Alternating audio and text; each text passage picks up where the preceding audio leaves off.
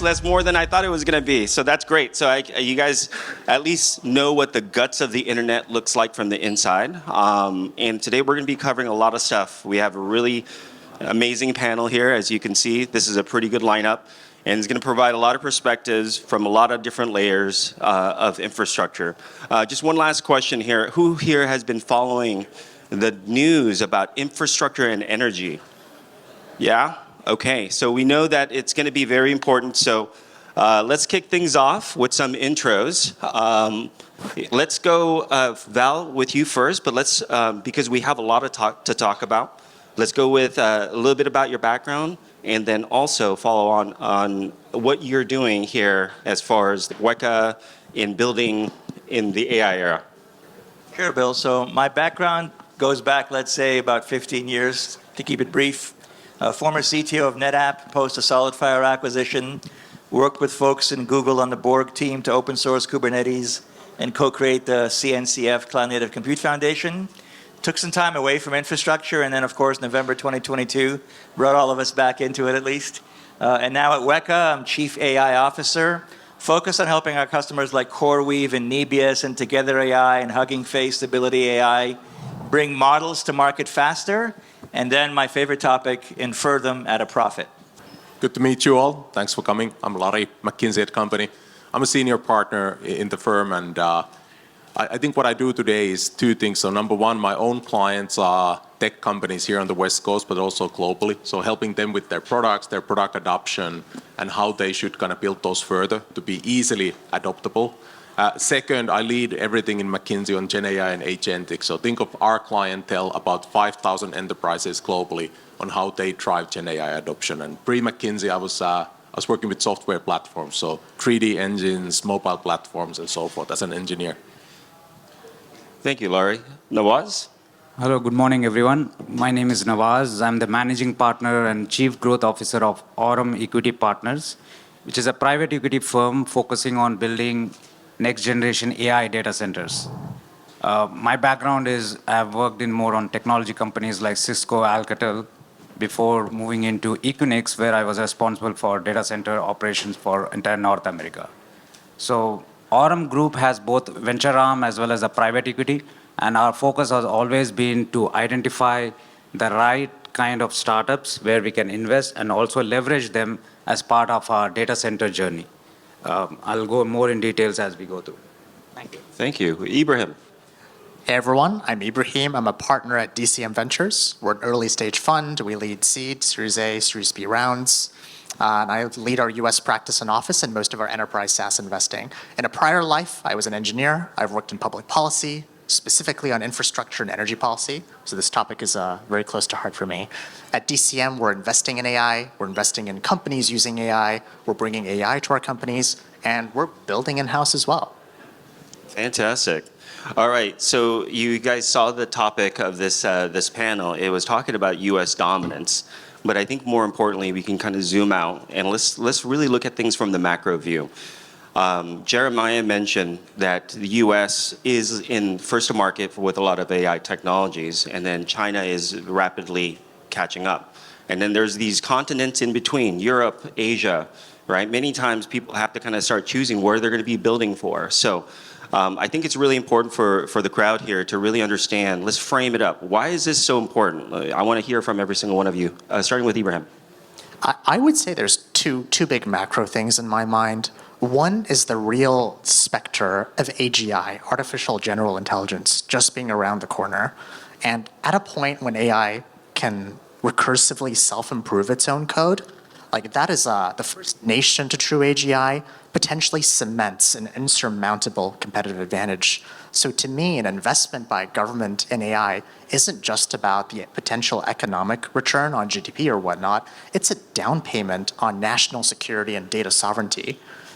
Second, I would say, is we're racing along a productivity revolution, the likes of which we haven't seen before. And these ambitions are colliding with the physical realities of the world, whether it's the data we use to train our models, whether it's the chips we run these models on, whether it's the energy to power these chips, or the talent to advance the state of the art. So I think we're in a global race for these scarce resources. Okay. A down payment on national security. That's a great soundbite. Nawaz? Yeah, if you look at the kind of revolutions which has happened, industrial revolution is one. The second followed by is the technology adoption in the case of internet. And then the third one is the cloud adoption. But AI is very much close to just like how a country looks at it more from the infrastructure, like roads and railways. So they are not looking at just as a technology innovation. It is all about, can you do it locally? Can you be, not just as he said, it's all about security, data sovereignty. Can you have the kind of infrastructure which is needed to develop all these agents locally? So it's not anymore of a technology play, it's much beyond that. It is considered as more like an infrastructure of roads and railways. I put AI in that category. So that is why you can see it's not about the private sectors coming in play here. It's the government, all the ministers from every sector, they are coming into play and to see what kind of role they have played. You have not seen that in the cloud adoption. You have not seen that in the internet adoption. But AI adoption is more like a semiconductor. You have to have a semiconductor play. You have to have an AI play. That is how I see this adoption. Lari, you talk to the largest companies in the world trying to solve the most difficult problems. I mean, I think you can provide a really good perspective. Why is this so important? So maybe I'll give the McKinsey answer to this, right? So the world economy today is about 100 trillion USD, all GDP. Like if we look at growth of that, we're growing roughly, depending on the year, 2 to 3%, right? 3/4 of that growth is actually driven by technology adoption, which today is how we adopt AI in society as individuals in enterprises. For an established economy like US, pretty much most of our growth, especially at this time, will depend on AI and AI adoption. I would say at large, today we're speaking about the infrastructure side. I think there's 4 things really that matters. One is capacity creation, which is the topic of this panel. I think the second is innovation, like how do we innovate? How do we kind of strengthen those ecosystems we have, like STEP is doing? The 2 things we don't speak that much is what is adoption and implementation and how do we speed that up? And the reason I want to mention that is that historically, actually the bottleneck for technology has been always adoption in existing processes and enterprises, right? Because there's a huge infra in the world that we need to renew, which we're now starting to do. And finally, I think what is super important is how we distribute capital. And capital redistribution and the effectiveness of that is one of the measures gets very little talked about, but it's extremely important for an economy to be successful. And I think if we succeed on those 4, I think we can tap into that tremendous growth that AI offers. Okay, yeah, let me double click on that real quick. So when you say capital distribution, do you mean from an individual level or are we talking about from an economy level? Can you just expand on that a little bit? Actually both. I think what really matters is that how do we drive investments? I think we there are getting really ambitious, which is good. But second, it does matter also what we do towards individuals. In the end, a lot of the economic welfare is driven by actually consumers, right? Because that creates a rotation in an economy. And that will be one of the big questions on an AI era. So how do we kind of protect and even kind of speed that cycle up? But that's another topic. Fantastic. Mr. Val. So let's see if I can compete with Ibrahim on the great sound bites here. From a macroeconomic, before we get into any national security perspective, I personally believe in a few years, let's say end of the decade, we'll be measuring economies by gross token production even more than gross domestic product. AI, if you haven't realized it yet, is an industry, at least at this phase, of more is more. The more tokens you can generate, the more time you give your reasoning models to reason and think, the higher the quality of the answer. And that's ultimately what we're all going for. We're going always for the highest quality answer, then at the highest performance, then at the lowest price. So that's one of the things I think we need to focus on is how do we generate more tokens efficiently as a country, with our allies and so forth. And that requires understanding, we'll keep it simple at this panel, requires understanding at least the incentives, aligned incentives of the stack. So neoclouds and hyperscalers have an incentive to lock you down in terms of GPU rentals for years, months, hours in the spot market. The model providers, as tenants of those clouds, have incentives to train their models quickly and then monetize them as quickly as possible through efficient inference. the Cursors of the world and Claude Code, the agentic companies, Manus AI, Perplexity, Comet, their incentive is to consume tokens as intelligently as possible, and they want dirt cheap tokens. They want more tokens. They're not getting them right now, which is a big topic to discuss. And then finally, you and I, the end users, we don't want to pay variable pricing. We're being forced to pay variable pricing for quality of AI output right now. None of us can really afford that individually or as businesses. We want to figure out this flat rate pricing thing for AI. That's an unsolved problem that we have to tackle. Fantastic. Dirt cheap tokens. I don't think I've ever heard that term, but we're getting there. Yeah. So Val, while you have the mic, why don't we give just a really quick definition? We're talking about tokens, we're talking about data centers, and we'll be diving into energy. But like, how should the audience here really organize the world, all these layers of infrastructure? So not everyone, of course, works with all 4 layers. You know, even I don't work with all 4 layers all the time in any particular use case. But really understand the incentives of who you're partnering with, who your immediate supply chain is. So if you're working with, let's just say, Perplexity Comet, you know, if you have access to it, I think it's still restricted access. I just got mine. It's a very powerful agent. You know, it kind of is truly the next generation of browsers. So aside from all the headline stuff that Arvind does really well about bidding for the Chrome business and all that, that's a distraction. He's actually building what is the next browser. To do that, he has to consume an enormous amount of tokens. I'm not going to pay a variable cost to use a browser. I don't want to pay anything to use a browser, but you know, we're in this odd era where we haven't yet seen advertising in our AI. That's coming, by the way. That's one of the ways to subsidize a variable cost and get to a fixed cost. So it's really all about figuring out, you know, what can I ask of this browser before I hit the rate limits? And this is actually more acute, less in a consumer context, much more in a developer context.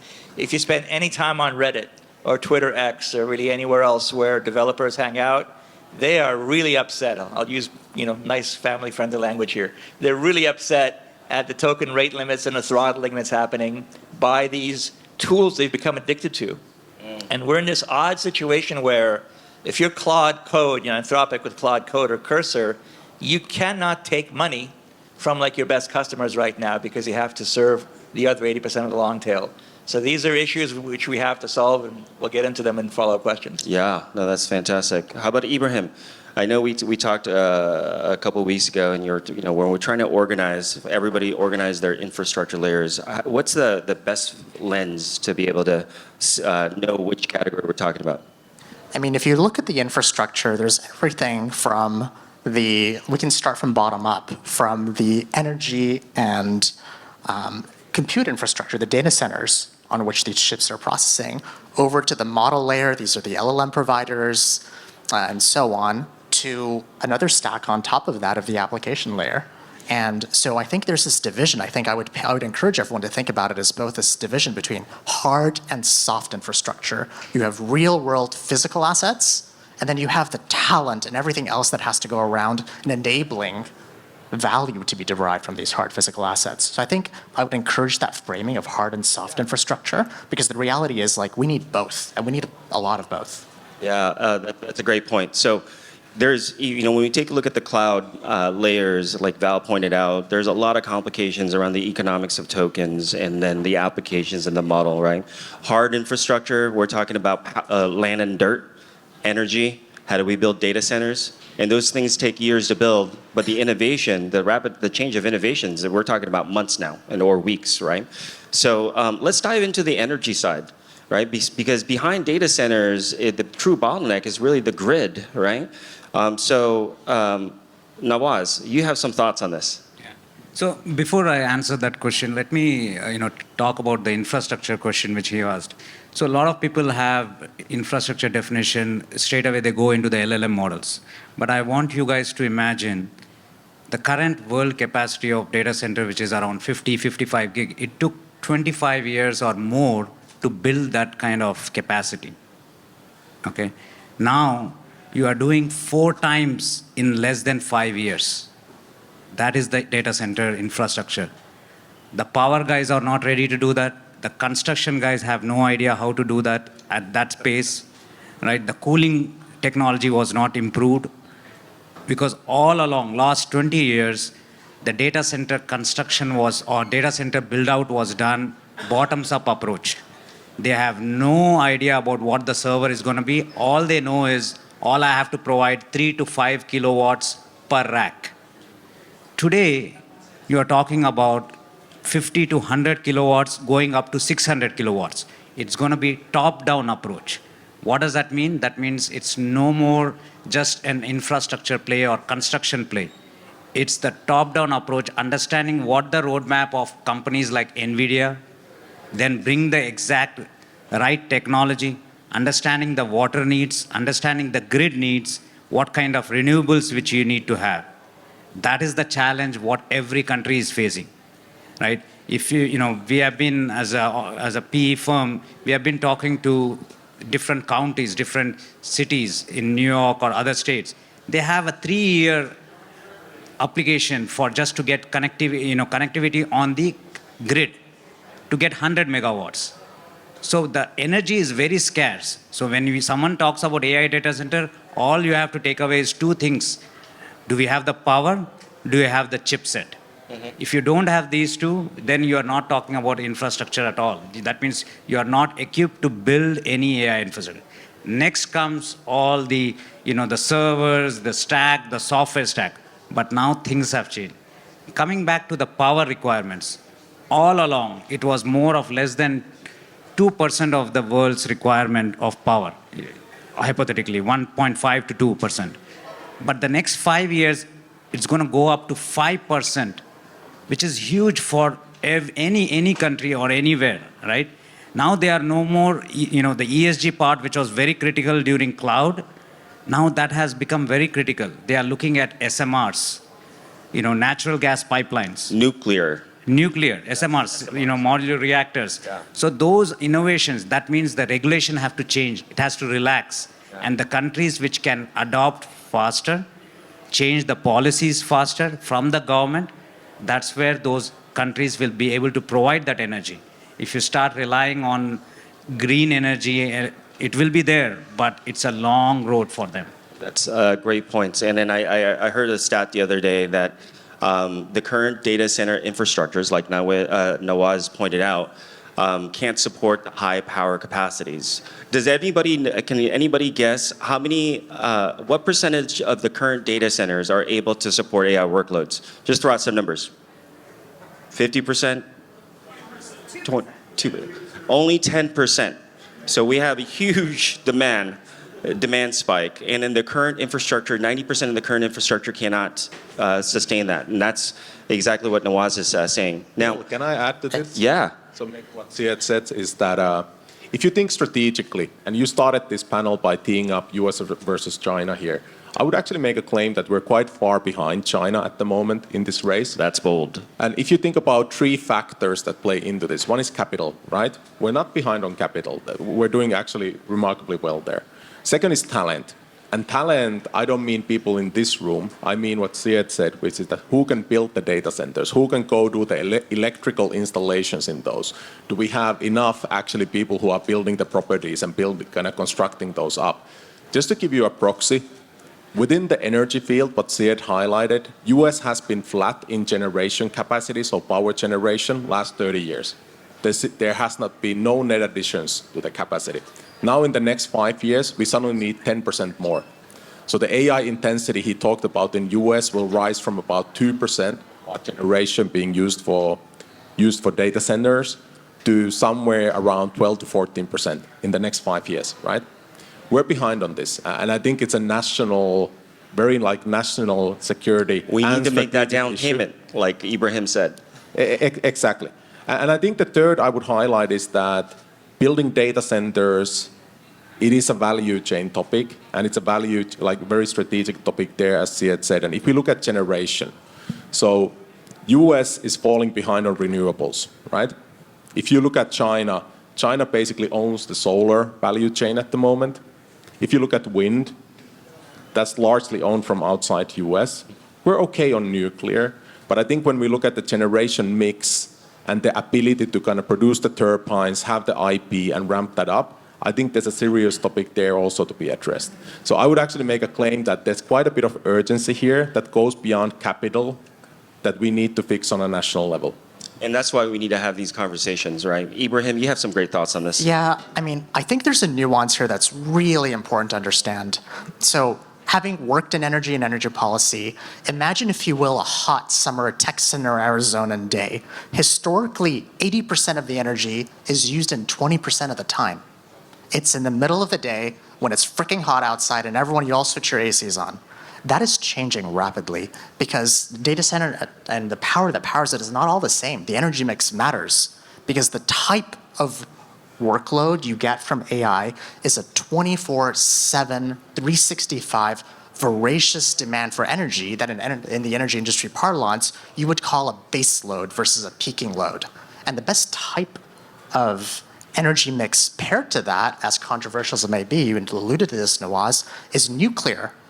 Nuclear is probably the best choice, as controversial as it is. And it's technically green and carbon free. And that has implications because if you follow that thought process, the nuclear technology we have today, a lot of it is best co-located with very cold bodies of water, coastal regions, for example. And that has implications on where you place data centers. Because if I were to make a bet, it would be on nuclear, and it would be on not just data centers connecting with the grid, but co-locating with the grid, thinking forward. Real quick, let's go just across, rapid fire. If it's not the grid, what is going to be the next most used alternative source of energy? Is it nuclear? Is it biomass? Is it nat gas? Just real quick, what do you think that would be? I'm going to bet on nuclear. Betting on nuclear. So if you look at the way data centers been announced, at least in US, it's all about natural gas. You know, fracking, cracking, whatever you call it. Natural gas it is. SMRs is the future, but it has a long way to go because of various certifications compliant. But that is the future. But right now, for the next 5 years, I don't see any alternative other than natural gas as a primary source because you are not getting enough power from the current grid, which has already been exhausted. Okay. Lari, what's your answer? I can also comp these guys. So I'm a big believer in nuclear, but I also do believe in renewables, and I think we shouldn't underestimate the power of solar. Solar. Val. I got to be contrarian here because everyone is talking about similar things. I would say the biggest opportunity for us is virtual energy.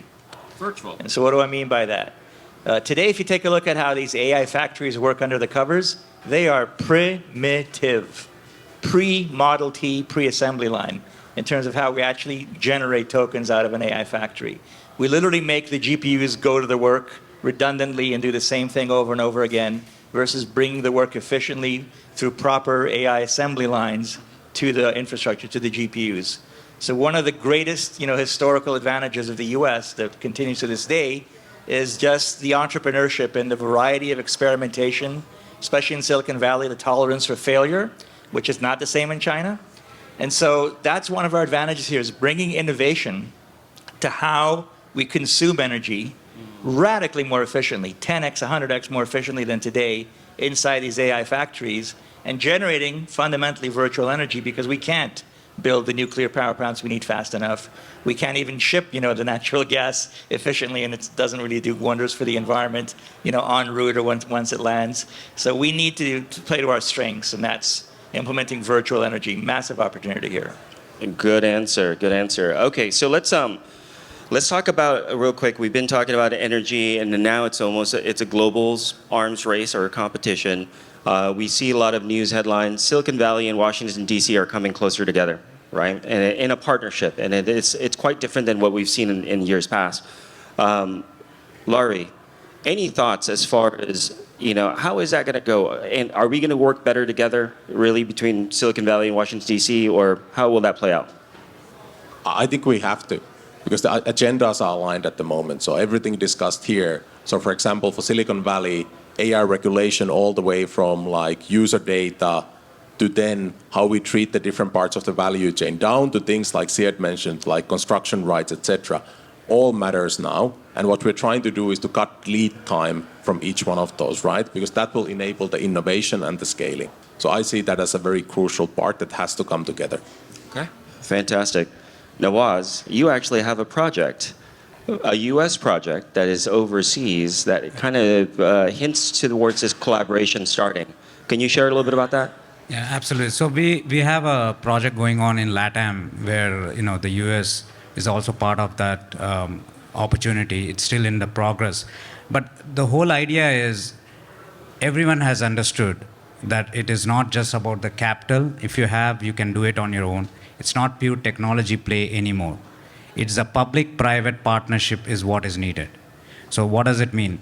The power requirements, the connectivity requirements, the land, the funds, the federal grants, the policy changes, all this is part of the public, which is the public government. The government policies have to be part of that. Now the private, what does the private brings in? The private is bringing technology, the scale, the innovation, and adoption, right? Earlier, if you look at the cloud and all those things, it was completely private. The public has, the government has no policies or nothing. It's just more of understanding the data or sovereignty, those areas. But now it is not anymore. If you want to be a leader in any country, if you look at the kind of announcements, it is the government which is coming together with the private sectors and announcing it together.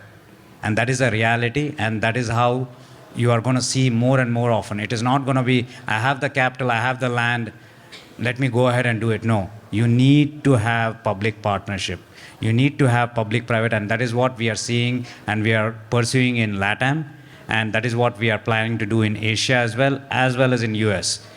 Everywhere, you have to bring the community together, the local community, the local utility provider, the connectivity provider, everyone together in order to do that.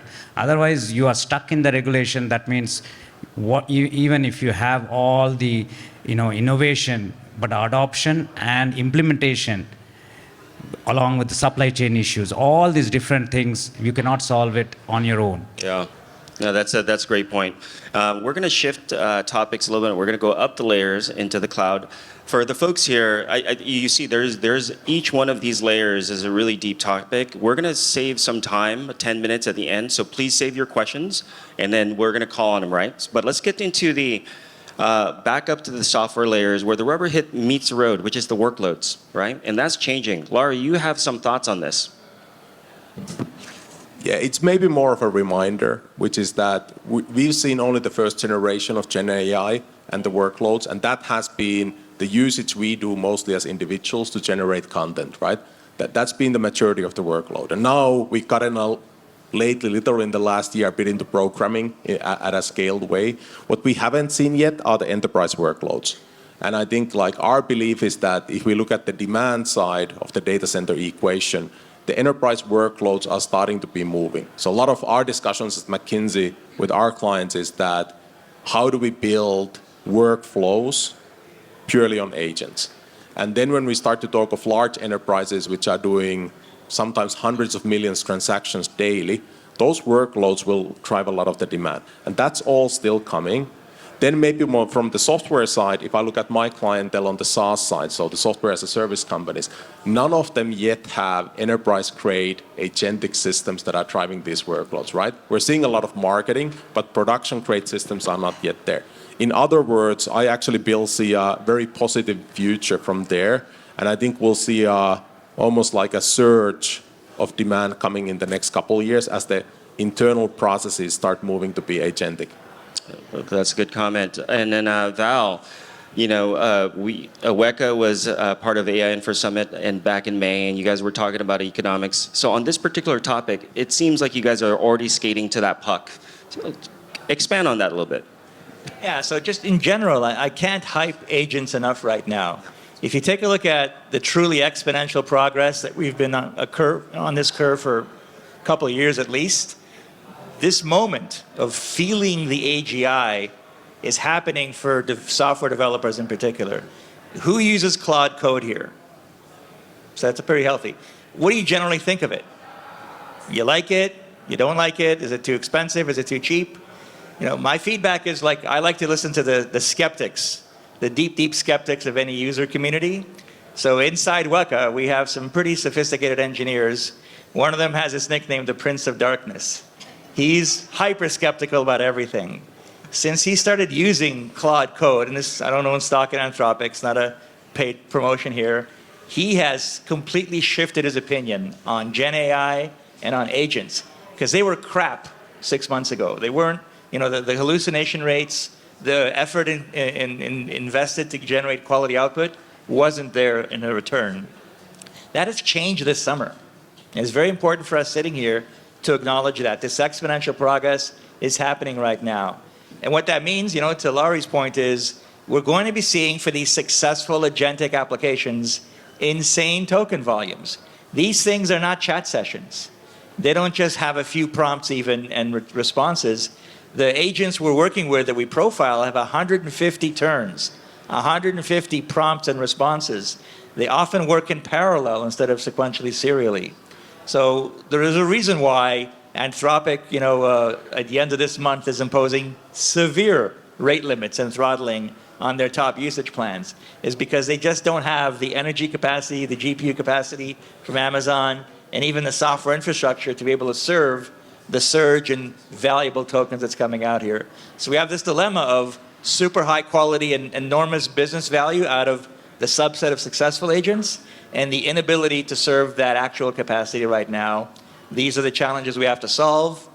There's, again, efficient ways to introduce assembly lines into these AI factories and solve them, but it's a Tetris game. You have to figure out how these So you're saying this is kind of the first sign that we're hitting a ceiling of sorts, right? Because now it's constrained by the supply chain behind that. Are there other companies that are also kind of hitting that same ceiling? I think the headlines is all you need right now. I can give you a lot of vertically specific examples you haven't heard of, but again, if you take a look at all the popular agents, Manus used to be on a wait list and is very, very expensive. It's a premium service because the token costs are high. We've already covered Perplexity Comet. Again, Claude Code, Cursor, with or without agents, they've got severe rate limits. So all the most popular, and we're talking multi-$100 million a year brand new startups now. Cursor's on a $600 million ARR in the last 18 months alone. They're the ones that are the poster children for seeing this value and feeling the pain of delivering it. Lari, did you have a comment on that? Yeah, I think Val's point brought a point in mind, which is that the workloads have been quite homogeneous today, right? So when we talk of programming, we talk of like Claude 4, we talk of now GPT-4, maybe Gemini 2.5. So the latest models, because they're so much better. Turn your site to an enterprise, right? You have an IT service management project in the back, or process in the back office, right? Somebody calls that they need a new laptop, right? You do not need the latest generation large language models for that. Actually quite the opposite. And what I mean by that is that often a much more distilled model, so what you may call small language model, that is specifically fine-tuned for a process, whatever the parameter count, 30 billion parameters, running on on-prem servers, and you not changing that thing for a couple of years is the best way to go. So I think what we'll also see is that the dialogue on Gen AI and agents, I think it will become a lot more heterogeneous, where we see a variety of solutions that are like bespoke built for a specific purpose, especially when we start to talk of applying them like in operational processes with lots of volumes. Nawaz? Yeah, so I want the audience to see a little bit differently. For example, if you remember 10 to 15 years back, the cloud adoption had its own, curve, which means earlier it started with less than 5% because people were not believing in it, and now it's more than 60% of the workload. You are going to see the same kind of adoption for AI. The moment AI currently, which is 10 to 15% of the workloads which are there it's going to go up to 60 to 70%, but it's going to take time because people need to understand what's the token economics, how easy it is, can the enterprise do it on their own without sharing the data in the public. There is going to be, just like private cloud, there is going to be a private AI. There are now, earlier we brought in hyperscalers as the customer. Now you have AI providers. OpenAI, Claude, or all these, they are also building their own data centers. What does it mean? You are going to have a completely different sectors. The token economics also going to change. It's going to much reduce. A100, whatever the number of tokens it can generate, twice is what a H100 can generate. A GB200, which is the newest chipset, it can generate 10 times more than the H100 at a lower cost. So this curve is also going to improve. Deep sea kind of movements, the algorithm, all these things will also change. So the adoption will become much more easier. Distillation models will come in. Enterprise will start feeling comfortable to use it without relying too much on the cloud provider. Thank you, Nawaz. Ibrahim, why don't you close us out on this topic, how workloads are changing? I mean, I want to double click on two things Val mentioned. One is this idea of coming against bottlenecks. And to Nawaz's point, this isn't just about investing in energy and data center infrastructure. This is about investing in fundamentally more efficient architectures as well. That's equally important. Second, and you use this term, agentic. That is the key word here. Because we are shifting from simple inference workloads, text and image generation, to complex, multi-step agentic workloads that could take any number of probabilistic steps, whether it's 3 or 300. And as enterprises start deriving value from this, data sovereignty, privacy, security, these all come and get elevated to board-level conversations in national security. And that's why you're seeing such a massive boon in private cloud and data sovereignty. So there you go. Got it. All right. So we want to leave some room for Q&A, so make sure you guys queue up your questions, right? But we're going to close this off with, let's do a provocative, bold prediction, rapid fire, 30 seconds, right? Ibrahim. Nawaz, you earlier mentioned something I liked, which is you drew this analogy to public roads and train networks. And I see AI as the new digital divide isn't access to internet or a cell phone. It's whether you have the ability and skill to command intelligence. So I think of the future of AI as a public good. I want to see a future where we are enabling and empowering every American citizen, all 300 plus million people out there, with the skills and aptitude and access to the ability to make the most use of AI, so that all of us together are not just watching the future happen, we're actively participating and shaping in it. Very aspirational. Provocative and bold. Yeah, if you look at how the AI is being developed with public-private, the whole idea is to empower the users, empower the public with all the power what was available only to the private or handful of few. Now they can go and build whatever they want. They can solve a lot of manufacturing issues, technology issues. The adoption, you are taking the human intelligence from the ground level to the next because of AI. That is how I see it. So that is why if you look at it, all the investment, all the government and everything is investing heavily because they know the scale at which they can adopt and build and open up the human intelligence is going to be humongous. That's how I see it. All right, provocative and bold. I think Val has something for that, but Lari, please. He has the great taglines. I admire that, Val. I would actually approach this from a slightly different angle. Based on what I've seen, I have no worries. We will innovate, we will scale this, we will adopt it in enterprises. My worries are different. My worries are, number one, we need to solve re-employment in the society. Number one challenge for a stable society. Number two, we need to solve capital distribution, right? Currently, tech distributes capital to a very small part of population. Capital distribution speed is actually coming down in a society. We need, right? And thirdly, we need to solve actually what is the role of an individual in a society, including workforce, because right now we draw so much of our identity from work.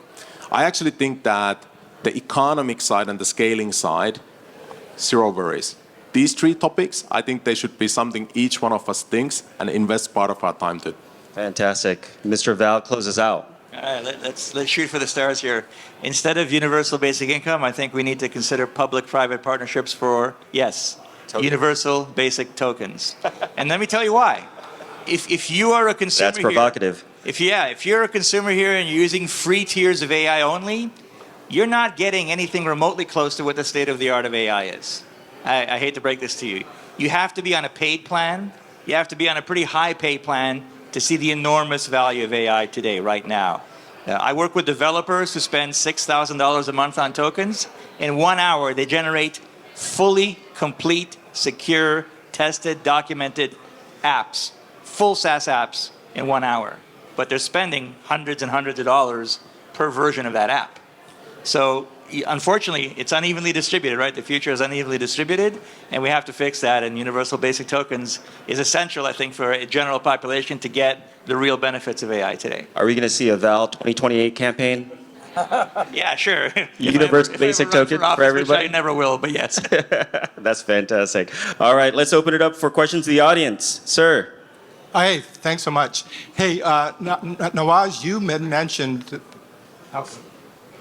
Nawaz, you had mentioned that roads were part of public policy, and if you look at a lot of the governments, not the U.S., and what they actually run, they own the airports, they own the telecom, and they run these airlines on behalf of their people. So what is it about AI public policy that the rest of the world knows that maybe Silicon Valley doesn't?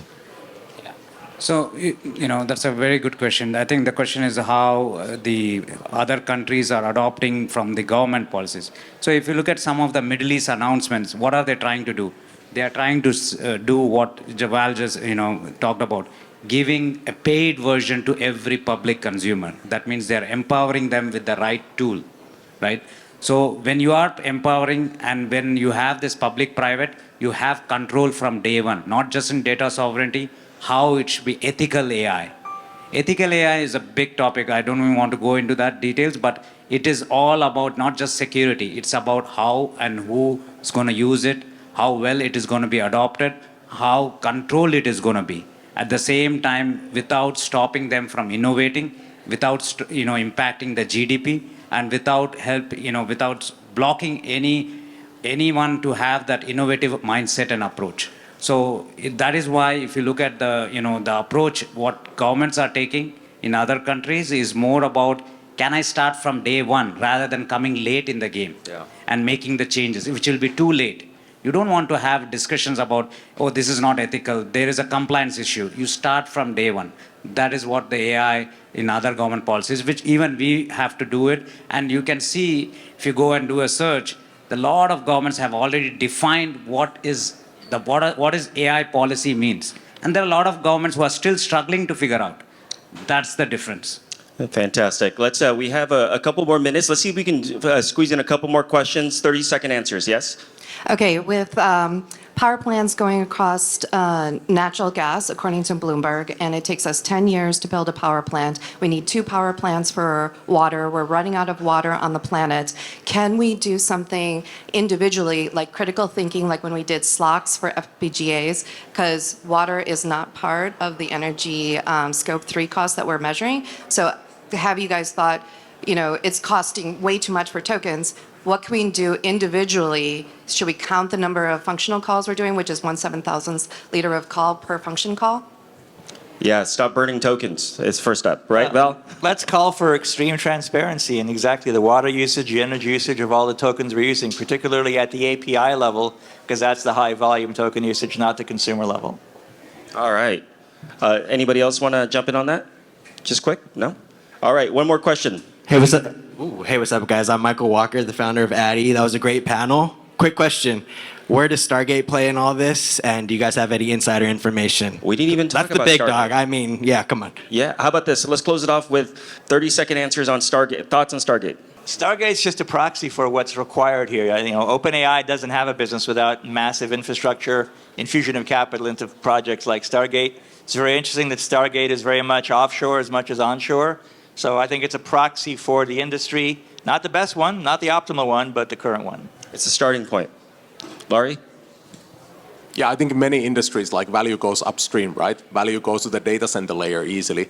I think it's Sam's hedge, right? He's buying independence with that, and I think it's a brilliant move if he can make it work. Nawaz? Yeah, I think Stargate is a good blueprint to see how you can adopt. It's as simple as that. It's a blueprint of how you can make all the people come together and develop. It's not just for US, every country, that's what you are seeing. It's a blueprint of adoption. increasing, ramping up the adoption, bringing all partners, and the capital providers see an efficiency on their what they are investing in. They want to see the returns as well, because these are $500 billion, $1 trillion investment which is happening. They want to see the results as well. So it's a perfect way of adopting it. Thank you. Gentlemen, it's been an honor. Everybody, please give it up for our panel Round today. of applause. Thank you, everybody. Bill, good job, man, leading that. So I hope you guys have better insights about the market. Thank you, gentlemen.